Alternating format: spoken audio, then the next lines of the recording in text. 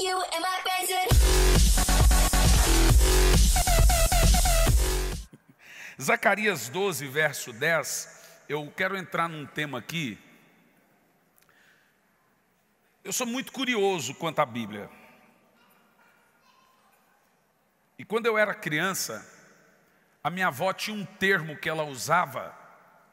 E num dado momento, esses tempos para trás, eu falei, gente, por que os crentes falam isso? Eu fui pesquisar na Bíblia o motivo. Por exemplo, você já ouviu falar de espírito de oração? Você já ouviu falar do termo? Por exemplo, as pessoas mais antigas, para mim, espírito de oração era o seguinte: um orava e o resto tudo ficava em espírito de oração. Você também pensou assim, não é? Então, a minha avó dizia assim, fecha o olho, menino, fique em espírito de oração. Só que isso para mim ficava uma coisa meio estranha. E quando eu fui buscar na Bíblia, algo explodiu dentro de mim. Em Zacarias 12, verso 10, diz assim: mas sobre a casa de Davi, sobre os habitantes de Jerusalém, derramarei do meu espírito de graça e de súplica. Na minha Bíblia está espírito de oração. E o conteúdo do texto: e eles orarão para a minha pessoa, que é Jesus, a quem transpassaram, e prantearão a quem pranteia pelo um filho único. Chorarão amargamente por ele, como se chora pelo seu primogênito. Espírito Santo, eu peço que o Senhor fale conosco. Fale aos nossos ouvidos espirituais. Que a palavra possa descer ao nosso coração. Esconda-me atrás de Ti. Fale conosco, Pai, em nome de Jesus. Como eu disse aos irmãos, o termo é comum, espírito de oração, mas ele é mais profundo do que nós imaginamos. O que é um espírito de oração? Biblicamente falando, o espírito de oração é uma graça derramada pelo Espírito Santo, escute bem, na Bíblia, a irmãos que irão clamar por um avivamento. Eu vou dizer de novo. O espírito de oração é uma graça dado exclusivamente a pré-avivalistas. É um espírito dado a pessoas precursoras de uma onda. Nesse caso, o espírito de oração seria, nesse ponto, ou será no futuro, derramado à nação de Israel, no texto que lemos, para que eles clamassem por Jesus, como o texto explica, a quem eles mataram. Eles irão clamar com espírito de graça e de súplica, e irão perceber que mataram Jesus, e irão chorar a perca de um filho primogênito, ou talvez o único filho. Então o espírito de oração, ele vem especificamente antes do nascer de um grande avivamento. Na profecia de Joel nós vemos que o Senhor promete um grande avivamento, e esse avivamento veio no Pentecoste, em Atos, e ele chama o povo a uma assembleia solene, até as crianças de colo jejuaram, até os animais, e a ideia é que Deus iria derramar sobre eles um espírito de oração. O espírito de oração é orar para orar. Quando Jesus disse para aprendermos a orar, quando os discípulos pediram para que Jesus lhes ensinasse a orar, não era orar como um judeu, eles sabem orar, era orar de maneira certa, com um espírito de oração. Em Romanos 8 e 26, diz que todos nós não sabemos orar.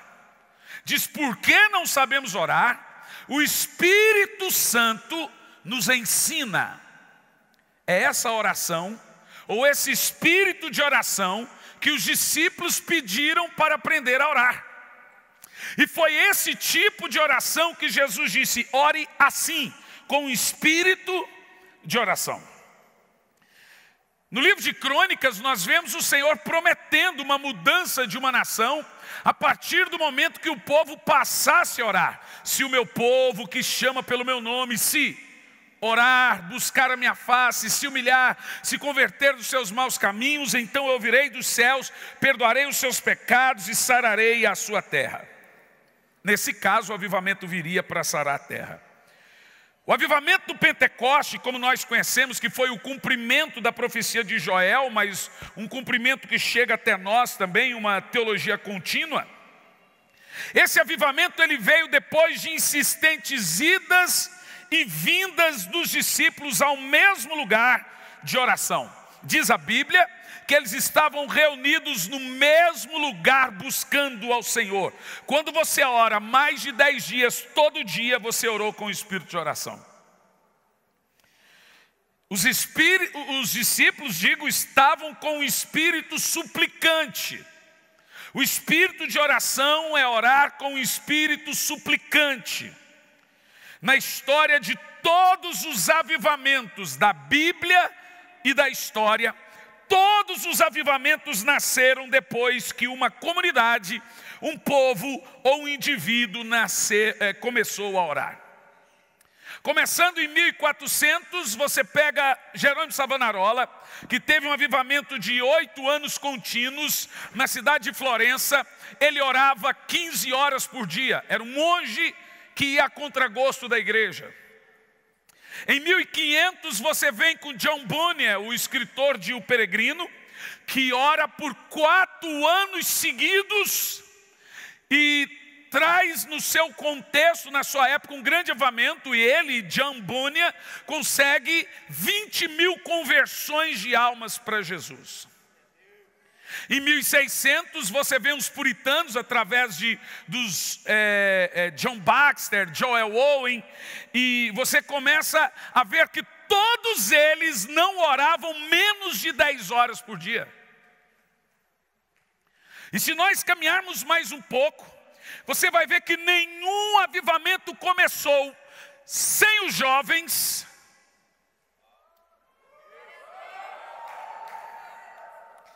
e sem jovens que oram.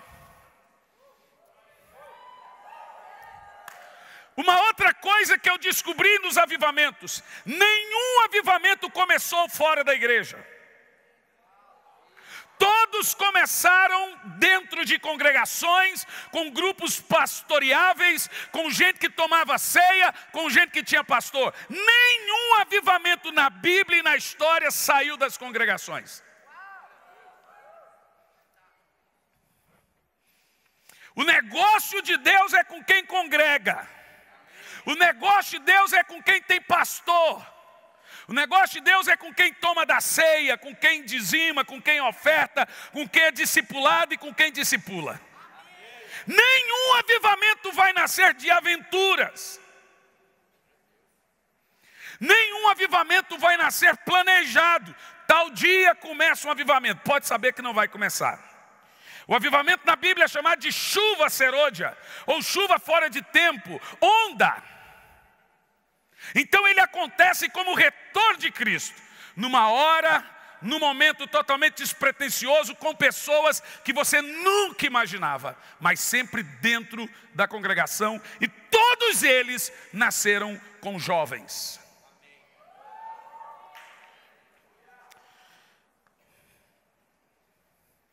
Na história dos avivamentos, quando você vai perceber, todos eles nasceram depois do Espírito Santo derramar sobre um grupo de jovens um espírito suplicante, um espírito de oração.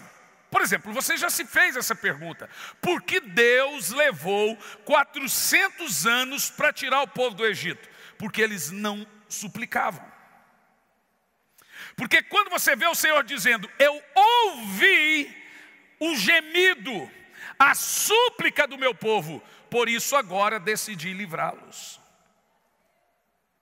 Nenhum avivamento vai nascer sem espíritos suplicadores, sem espírito de oração, sem gente chorando por ele.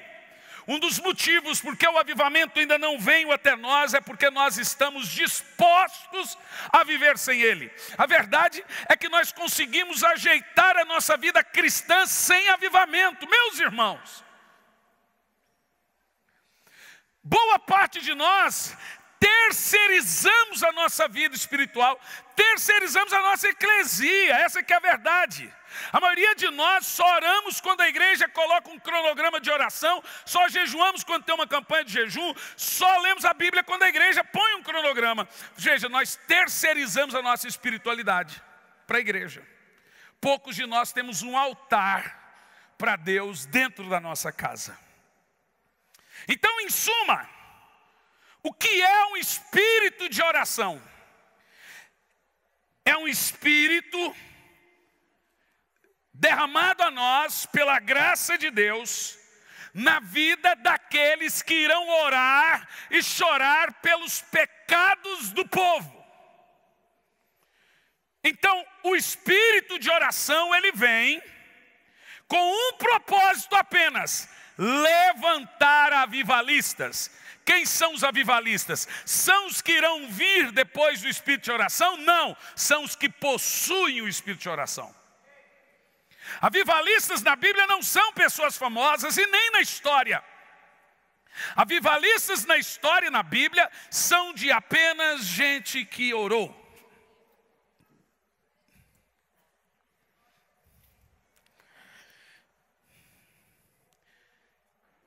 As grandes concentrações, elas nunca irão produzir um avivamento. Escute o que eu vou te dizer. Nós temos conferências, congressos. Tivemos uma no final do ano passado aqui, o Zadok. Então você precisa ser maduro para ouvir o que eu vou dizer. Nenhum evento em nenhuma igreja vai gerar um avivamento. Nenhum avivamento vai nascer do púlpito. Os eventos como esse, como os que nós temos, eles têm um propósito: gerar fome, desejo pelo avivamento. Porque o avivamento nasce no seu quarto. Eles não nascem assim. Só se Deus mudar o padrão dele. Porque são, ao todo, 2 anos e meio estudando sobre avivamento para escrever o livro A Última Onda, a história do maior avivamento da terra, que ainda está por vir. Nenhum avivamento nasceu porque nós nos programamos, reunimos uma multidão de pessoas e falamos: agora vai ter um avivamento. Só se Deus mudar o padrão. O que é uma igreja para você? Para você entender o que é uma igreja, você vai ter que se lembrar da greve dos caminhoneiros que nós tivemos. E você vai perceber que na greve dos caminhoneiros, qual era o local da cidade mais importante para você? Responda. O posto de gasolina. Ele era o mais importante e chegou a ser o bezerro de ouro nosso na época. Mas hoje ele é? Ainda é. Só que ele não tem o foco. A igreja é um posto de gasolina. Você não percebe quanto ela é importante, porque você está com a gasolina disponível. Então escute isso. Você vem, pega o seu combustível e vai usá-lo durante a semana. Mas é aqui que você abastece. Não é o carro mais importante que o combustível. Você não é mais importante do que a unção que você recebe aqui. Sem a unção que você recebe nesse posto que nós chamamos de congregação. Então deixe-me te dizer uma coisa. Você não pode sair por aí dizendo: eu sou a igreja. Você sozinho não é a igreja. Você sozinho é um membro. O certo seria você dizer: eu sou o templo. Porque a igreja só é igreja quando ela tem vários membros reunidos. Aí ela é igreja. O termo é corpo. Você já viu um narigão andando por aí na rua dizendo: ô narigão, cadê seu corpo? Eu não preciso, eu sou o corpo. Ô dedão, cadê seu corpo? Não, não preciso, eu sozinho sou o corpo. Para você ser uma igreja, vocês precisam estar congregando. A palavra congregar é convergir.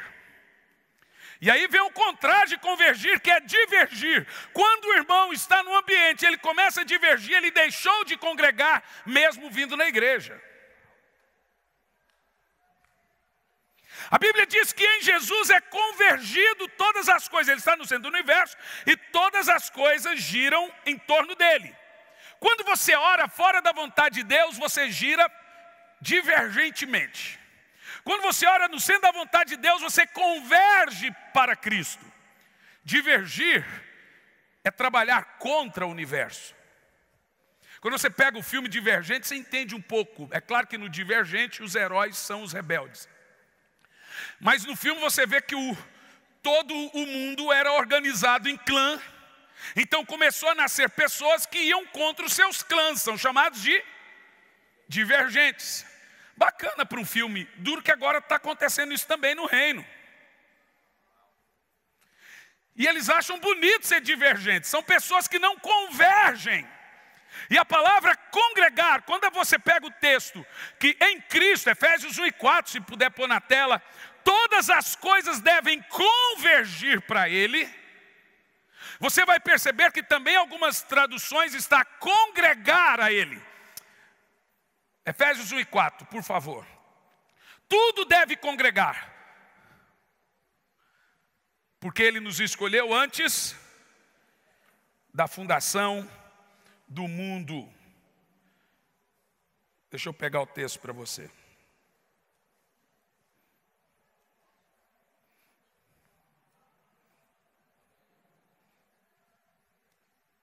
Leia esse texto, por favor. Efésios 1:10, perdão, é que está no contexto. Leia em voz alta.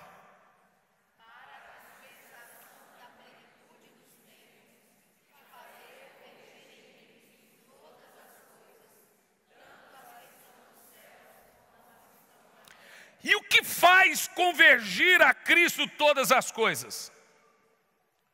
Como que nós convergimos a Cristo todas as coisas? Através da oração. Só tem uma maneira de Cristo ser o centro de tudo: quando estamos no centro, alinhados à sua vontade. Sem conhecer a vontade de Deus, não há convergência a Cristo, e Ele nunca jamais irá receber a recompensa do seu sacrifício, e o avivamento só irá tardar. Então, o espírito de oração, em primeiro lugar, é decifrar o coração de Deus e convergir a Ele. Então vejamos o seguinte: o espírito de oração é derramado no coração de homens e mulheres avivalistas, independente da idade, independente da placa, independente de seja o que for, Deus não vai fazer distinção. Aquele que se dispôs a orar será o avivalista. E ele vem com um propósito único e definido. Então escute o que eu vou te dizer. Satanás não teme grandes pregadores. Grandes pregadores não metem medo no diabo. Satanás teme homens e mulheres de oração. Satanás não tem medo quando eu subo aqui para pregar. Satanás tem medo quando eu entro no quarto para orar, meu irmão. Não é o que eu falo que mete medo no diabo, é o que eu sou. Eu já vi grandes pregadores caírem. Já vi cantores caírem. Mas nunca vi gente de oração cair. Por isso que Jesus usou uma máxima, e eu quero mudar um pouco essa máxima. Jesus disse: vigiai e orai para não cair. Eu gosto de dizer que o crente que ora deixa de pecar, e o crente que peca deixa de orar. Você ora? Você fala com Deus? Ou você fala de você para Ele? Porque o espírito de oração não é orar de maneira certa, como a Bíblia sugere. O que é o espírito de oração? Na realidade, de maneira mais clara, a Bíblia chama ele de dom para orar. Charles Finney dizia que quando ele orava sem um espírito de oração, era como se ele estivesse em pecado. A sua pregação não era diferente dos pregadores em pecado. Esse dom, meu irmão, ele é manifesto em nós, através de nós, para orar o Deus que está sobre nós. Muitos oram, mas quem tem o espírito de oração, ora de maneira ungida. Você já recebeu uma unção específica para orar? Tem gente que é ungido para orar por algo, tem gente que ora. O avivamento ele vai vir de pessoas que são ungidas para orar pelo avivamento. Não é de gente orando, é de gente orando por ele. É como nós aprendemos. A história nos mostra que o Espírito Santo é derramado sobre quem tem sede. Só bebe água quem está com sede. Ele só derramará água sobre os. Então, enquanto você estiver vivendo bacana, sem avivamento, sem sede, ele não vai vir. Então, o espírito de oração, ele é um gerador de sede, não de água. Os eventos são geradores de sede, não de água. Quem entendeu o que eu disse? A ideia é que você saia desse congresso com muita sede, comprando e lendo livros e orando no seu quarto e buscando ao Senhor. Uma coisa que eu aprendo dentro do espírito de oração, algumas características deles. E agora eu vou trazer os crentes mais antigos à baila. Minha avó, a minha querida profeta, que eu amo tanto aqui, a pastora Laura. Você já viu alguém chorando que parece que está gemendo? O que é isso? Você já viu pessoas que eles choram assim, ó? Já viu? Eu já vi pessoas orando assim, por exemplo, você encontra a Ana, que ela movia a boca, mas ela não saía palavras. Como disse o sacerdote, parece que está bêbada. Vamos ver Romanos 8 e 26, o que é? Porque uma grande característica do espírito de oração é o gemido da dor, mas é aquele gemido terrível. Olha o que diz o texto. Do mesmo modo, vamos ler? O Espírito nos ajuda em nossa fraqueza. Qual fraqueza que é? Bom, Jesus fala dela. Então, deixa congelado. Jesus falou que fraqueza que o Espírito me ajuda. Preste atenção no texto. Vigiai e orai para não cair em tentação. Ele não está falando de pecado. Ele diz, na verdade, o Espírito está pronto, mas a carne é fraca para orar. Não é pecado. Qual é a fraqueza que o Espírito Santo me ajuda? Na fraqueza para orar. Agora vamos ler o resto do texto? Todo mundo desde o início? Vai.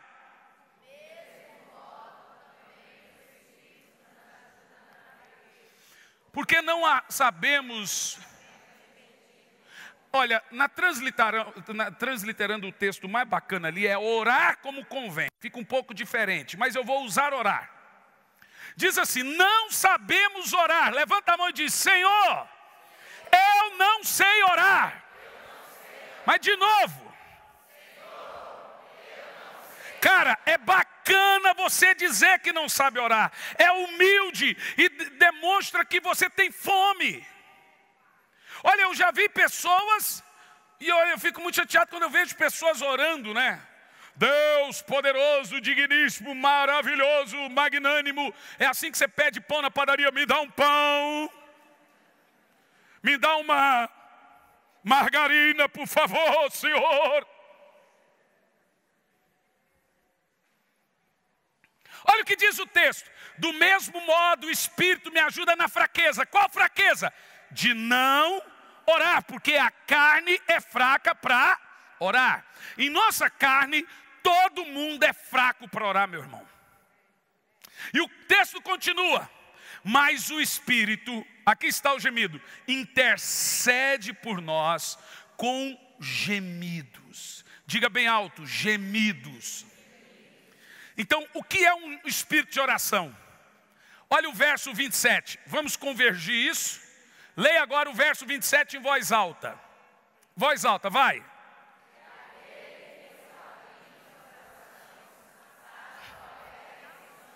Agora mais alto.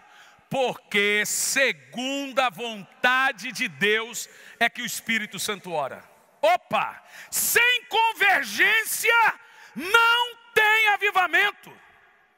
Porque o avivamento é o centro, é convergir, é girar tudo, é todo mundo ir para o mesmo lugar. Não existe oração que não está alinhada à vontade de Deus, existe falar. Orar não. Porque orar não é o que você fala. Orar é um coração que Deus ouve. Porque você pode falar uma coisa e seu coração está distante de Deus. Então Deus não ouve o que você fala. Deus ouve a voz do seu gemido, do espírito da sua oração. Então, sabe a coisa mais bacana nesse texto?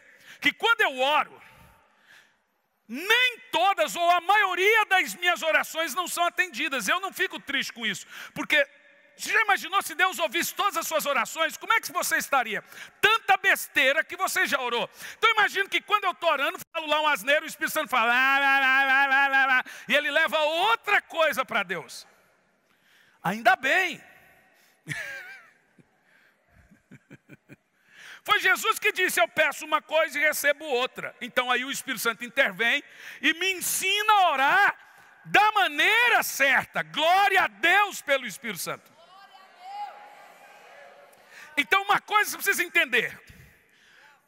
Oração não é só a maneira ou como, ou a maneira que eu consigo de Deus o que eu quero. É também como Ele consegue de mim o que Ele quer na terra. Opa!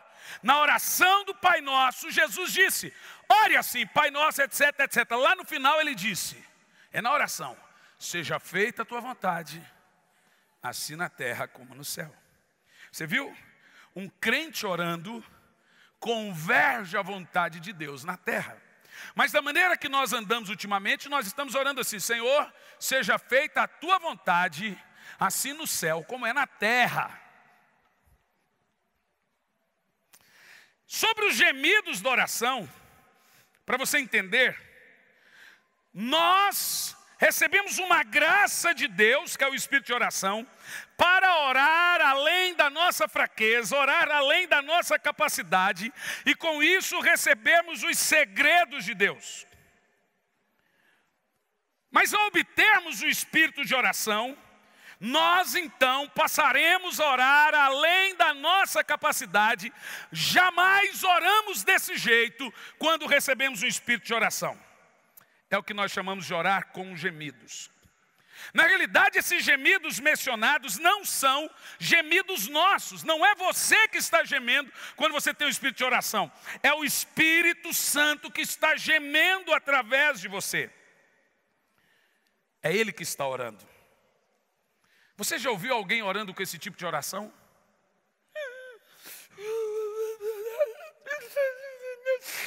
A mistura baba com ranho. Ela nem sabe o que está acontecendo. Mas isso é tão poderoso. Isso é um fato inusitado na nossa vida. Eu me lembro uma vez, algumas vezes eu recebi um espírito de oração. Porque não vem fácil, tem que ser uma coisa insistente. Daí vem o título oração fervorosa, que é oração persistente. Não é oração escandalosa, é oração persistente, fervorosa. Eu estava pregando na igreja Videira em Cuiabá. Eu estava no hotel. Então eu tenho um costume, eu acordo pela manhã, tomo um banho, leio um pouco a Bíblia e oro no meu tempo. Nesse dia eu estava já um tempo demasiado, orando bastante. E alguém me perguntou esse dia, pastor, com quanto tempo eu vou estar orando bastante? Eu falei, eu vou te dizer certinho. Se você orar todo dia 15 minutos, em 15 dias você vai estar orando 30 minutos. Em 30 dias você vai estar orando 1 hora. Depois de 30 dias você vai orar até Jesus voltar mais de 2 horas. Você só precisa disso. 15 minutos durante 15 dias. Todo dia. Depois você vai aprender a orar. Com o espírito de oração. Então eu comecei a orar e no 3º dia, o dono do hotel me chamou. Umas 16 horas disse, moço, desculpa, a gente vai ter que falar com você, porque todo dia fica uma gemição, uma choradeira. O senhor tem algum problema? O que está acontecendo com o senhor? Eu falei assim, eu comecei a rir, falei, senhor, faz o seguinte, chama o pessoal do hotel que eu vou fazer uma oração. Vou explicar para eles. Bom, deu 8 horas da noite, o pastor foi me buscar e o pessoal estava no Charabachúrias, no Endecovas, Endenévias. E quando eu falo disso, eu quero de novo, eu quero outro espírito para orar. Um espírito de oração, um espírito suplicante. É orar com um choro suave, quase silencioso, que parece que está sentindo dor.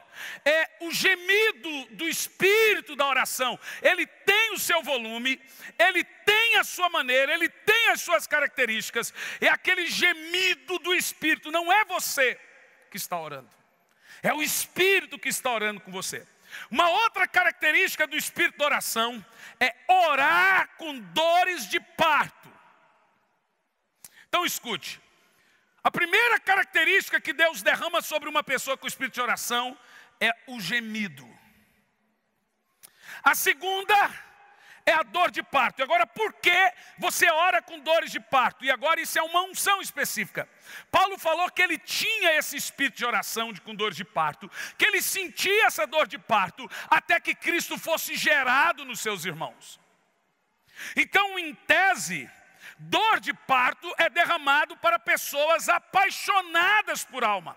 É como se ele sentisse que aquela alma que ele quer que seja salva fosse emergir de dentro da sua alma.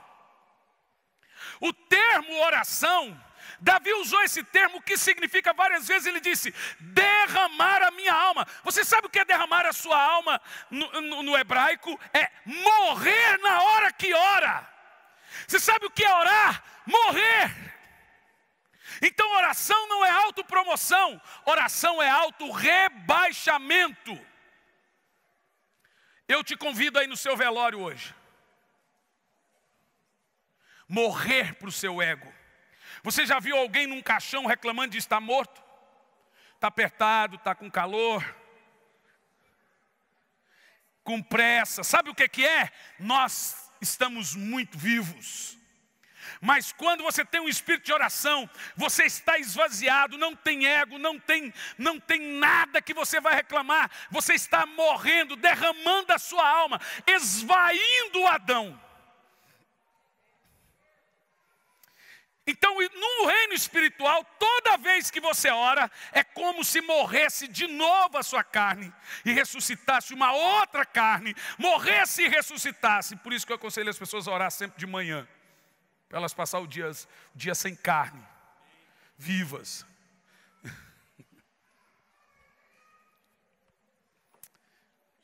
Oração como dom, meus irmãos. Que o que nós estamos chamando aqui pelo modo bíblico de espírito de oração que Jesus ensinou, ela não pode ser planejada ou até mesmo ensaiada. Vamos nos reunir aqui para ter dor de parto. Vamos nos reunir aqui para gemer. Ela é derramada quando os corações estão abertos para isso. Isso é poderoso.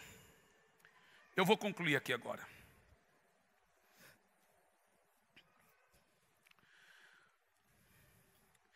Todas as histórias dos avivamentos foram derramados sobre pessoas que oraram. Não existe avivamento sem oração. O problema nosso é que nós queremos coisas profundas de Deus com uma vida rasa. Revelações profundas não encontram corações rasos. Um dia alguém me perguntou, eu estava pregando na igreja Lagoinha em Niterói, e um monte de jovem, depois que eu preguei sobre ele, me disse, pastor, me explica esse negócio. Como que eu posso viver o sobrenatural de Deus? Eu falei assim, Você tem que crescer. Como assim crescer, pastor? Está me chamando de criança? Não. Você daria joias para uma criança? Se você der joias para uma criança, o que ela vai fazer? Vai trocar numa bala. Não jogar fora. Unção é um negócio muito poderoso. Você não dá coisa cara para quem não discerne valores. Oração é discernir a maior joia que existe no universo. Oração é diferente de pregação. Poucas pessoas vão subir aqui e pregar, porque a pregação é um ofício para poucos, a oração é um ofício para todos.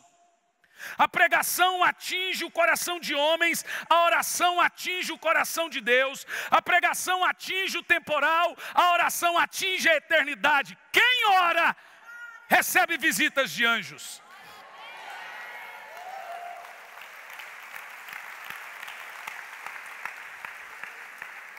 Pastor, então pregação é menos importante que oração? De modo nenhum. A pregação só é poderosa se a oração foi fervorosa.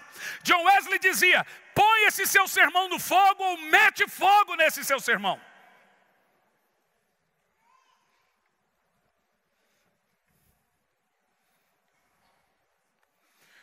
Qual é mais importante, a pregação ou a oração? É simples.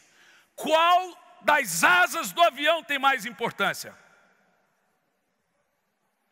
Meu querido, você não vai alcançar coisas profundas de Deus se você não se aprofundar em Deus. Uma mensagem gerada na mente só alcança a mente. Uma mensagem gerada no coração alcança o coração.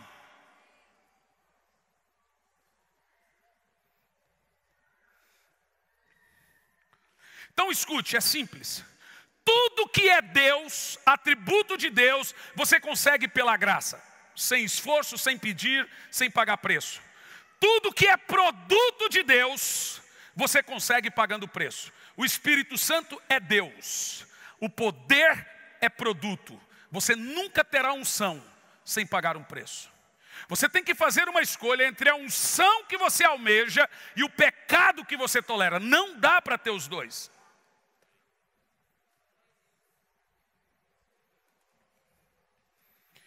Atributos de Deus é Deus. Você consegue pela graça, não há preço. Produtos de Deus é produto. Tem que comprar. Aconselho que de mim compres ouro. Aconselho que de mim compre óleo. Aconselho que de mim compre vestes brancas. Aconselho que de mim compre colírio.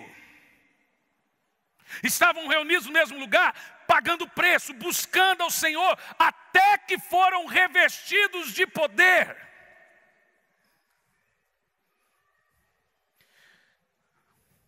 Um dos maiores avivamentos da terra são dois.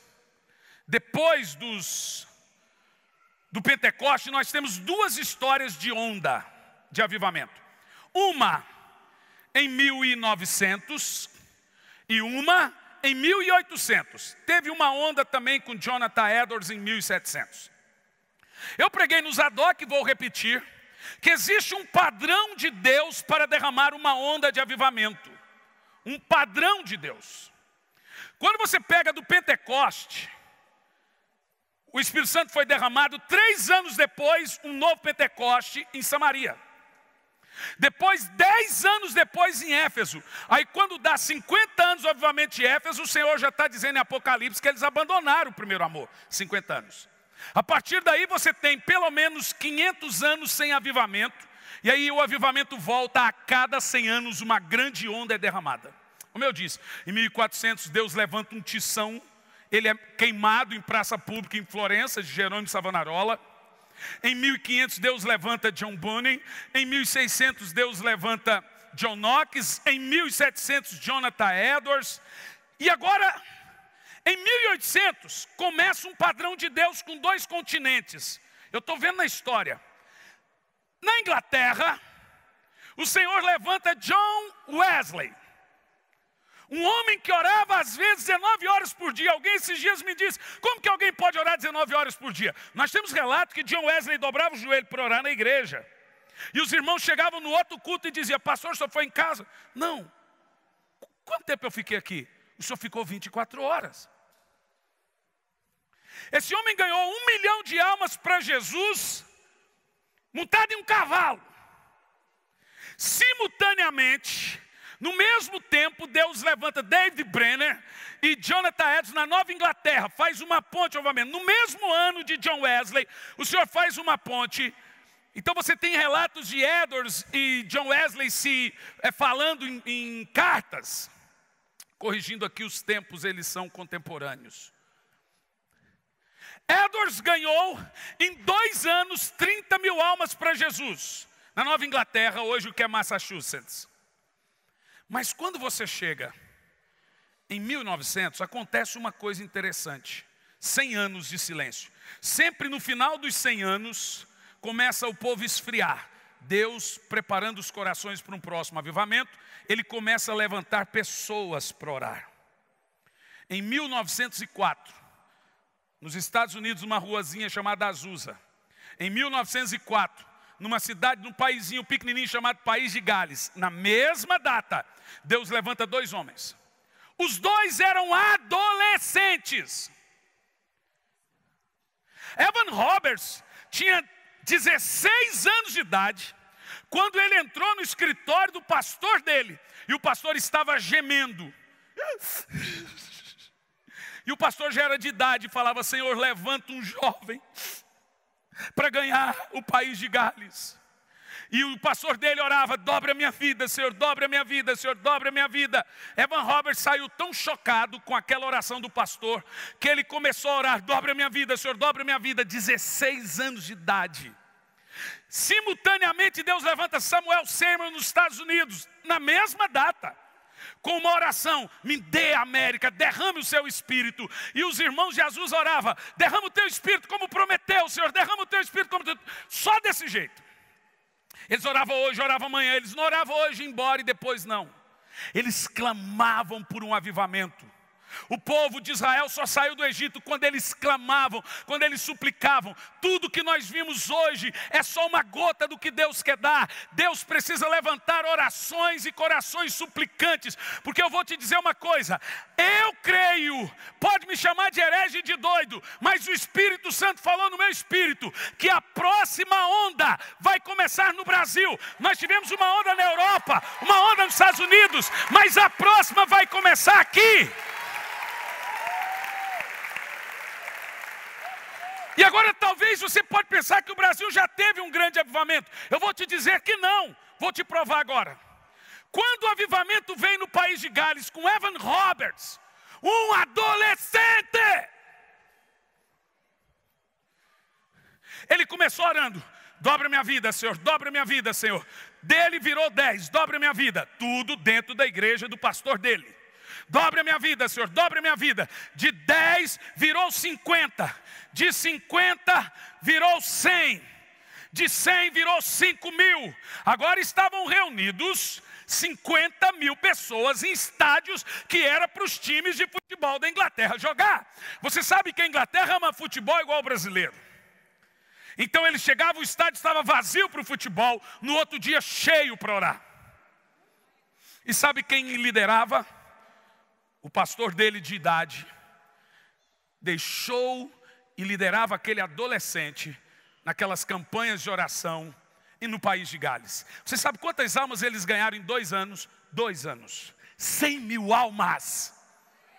Agora eu vou te dizer as características tanto desse avivamento como do avivamento de Azusa, o mesmo.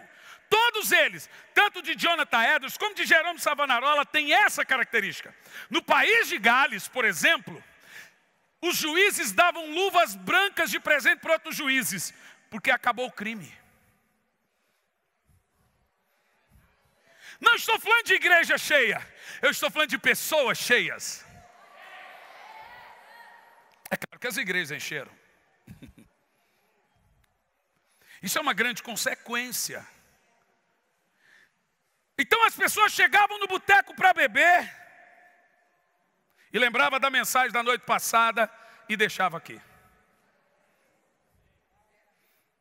Então são 100 mil almas convertidas. Eles queimavam livros. Livros terríveis. Os cinemas fecharam, tudo fechou. Porque um jovem orava: dobre a Inglaterra, Senhor, dobre o País de Gales, dobre a minha vida, Senhor. Meu querido, deixe-me te dizer uma coisa. toda a unção desses avivalistas está no ar. Eles morreram. Nós completamos 100 anos do avivamento de Gales e Azusa. E o Senhor falou comigo, eu vou repetir tudo de novo. Eu vou fazer nascer novos Billy Grahams, novas Catherine Kuhlmans. Eu vou nascer novos Samuel Seymours, novos Evan Roberts, novos John. Sabe, nós estamos entrando no centenário da última onda, eu creio ser a onda do retorno de Cristo. E agora eu vou te dizer, quem é que vai pegar? Porque a Bíblia diz que João veio com o espírito de Elias. Quem é que vai pegar o espírito de John Wesley? Quem é que vai receber a unção de Billy Graham? Quem é que vai receber? Eu estou falando de jovens que vão se recusar a ficar horas no Xbox. Jovens que vão se recusar a ficar horas no Twitter, horas no Face, para se dobrarem e dizer: derrama o teu Espírito, Senhor, derrama o teu Espírito, Senhor, derrama o teu Espírito. Eu não estou falando de jovens que querem pregar bem ou ser os grandes oradores. Eu estou falando de jovens que irão gemer, sentir a dor de parto, levantar as suas mãos e clamar pelo óleo, pela oração ungida. Nessa noite, olha, eu disse a você, avivamento vem em noites despretensiosas, com pessoas despretensiosas. Tem Billy Grahams nascendo aqui hoje.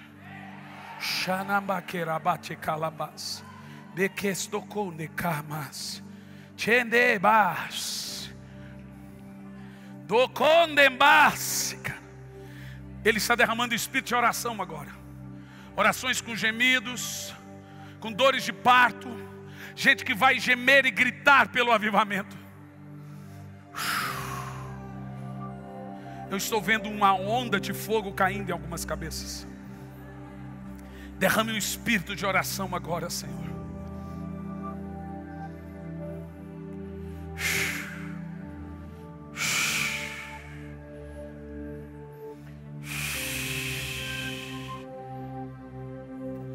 Mais alto.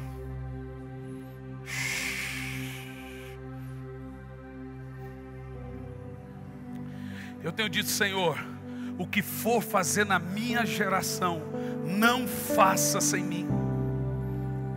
Eu não quero ficar para trás dessa onda, a maior de todas.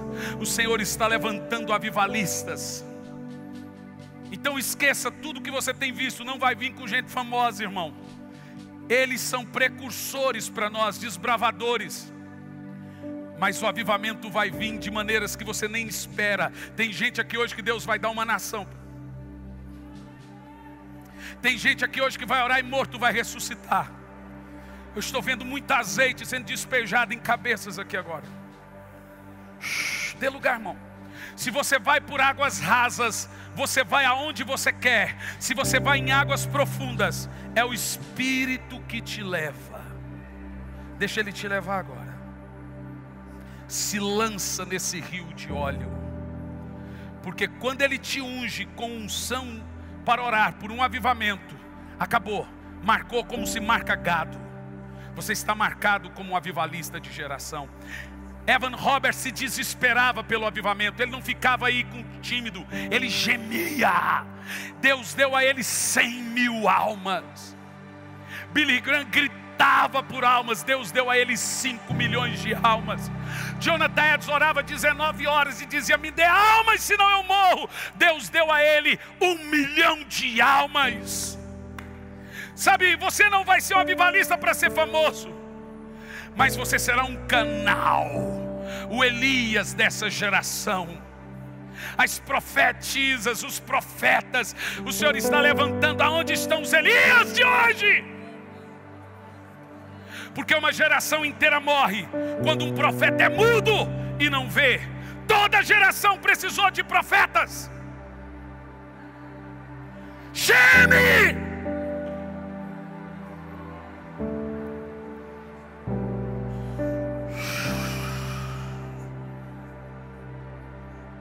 Eu estou ouvindo gemidos de oração, mas tenho também dor de parto aqui.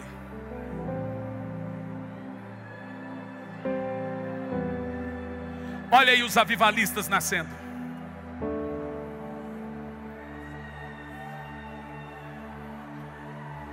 Mais alto! tamanho do seu grito, é o tamanho da sua fome. Se desespera pelo óleo. Você tem que querer muito para Ele te dar. Tem que se desesperar pela unção. Entra na brecha.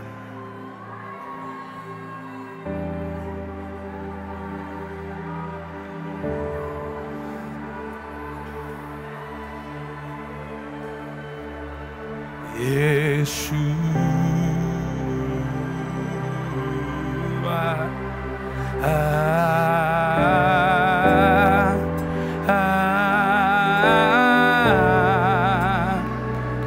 Yeshua,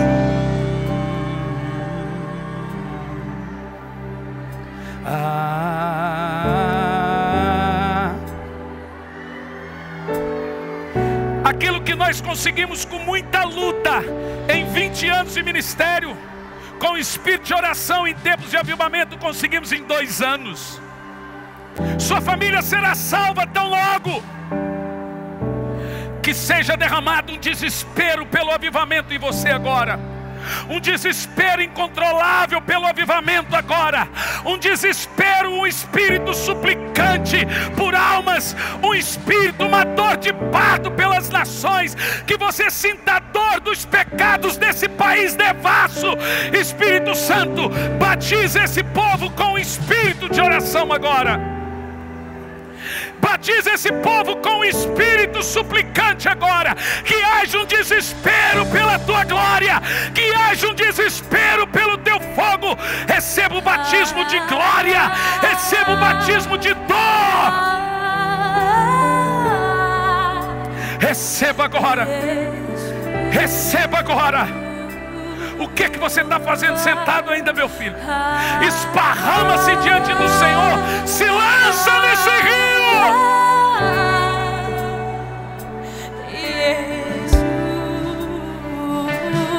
Sinta o gemido. Você vai sentir gerar o avivamento das suas entranhas. Derrame a sua alma agora.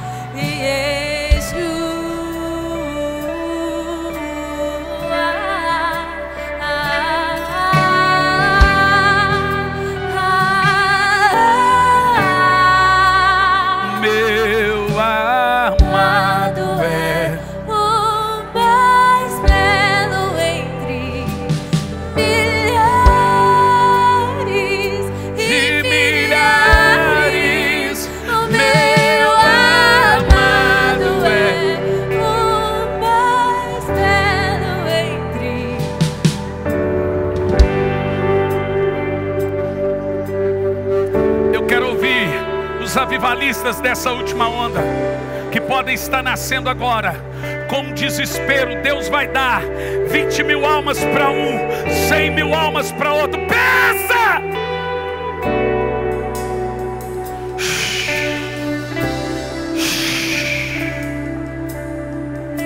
Você não vai conseguir viver mais sem orar, como você não consegue viver sem escovar o dente. Vai te bater um desespero tão grande quando você sair de casa sem orar. Senhor, enche agora. Encha.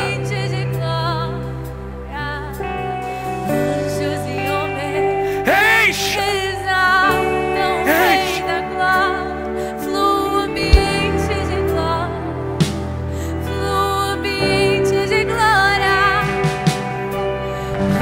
Meu querido, essa é a sua geração. Esse é o seu tempo.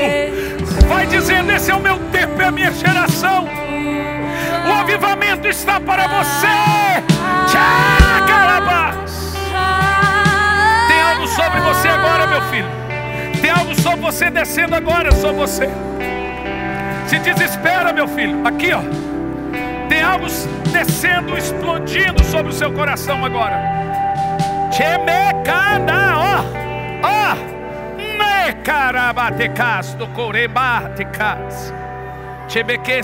Pastor, a hora aqui que esse garoto aqui. Tem um poder poderoso vindo aqui. Tem uma onda passando para lá e para cá aqui agora. Começa a pegar aí, começa a pegar. Segura esse fogo aí. Segura essa glória aí. Abraça esse tempo. Espírito Santo, eu não quero mais um culto aqui. Espírito Santo, eu quero deixar que o Senhor eu quero que o Senhor deixe uma marca, como se marca gado, marca com fogo e ferro quente, marca esse coração com brasa, como o Senhor fez com Isaías.